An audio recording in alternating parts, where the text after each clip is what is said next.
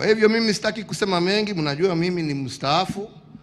Lakini kusema si mstaafu sio kusema uniingize kidole kwa macho, mimi pia nitakuingiza.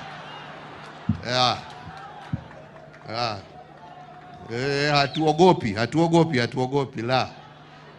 Tuheshimiane. Sina namna hiyo. Hata tukiambiwa sijui tunaenda kwa zingine ati nakwambia jameni wa Kenya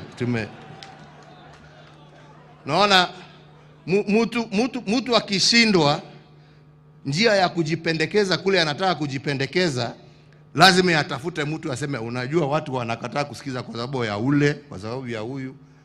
Toa hiyo fikira mbovu, kwenda ongea na wananchi. Unda na usimamishe chama chako.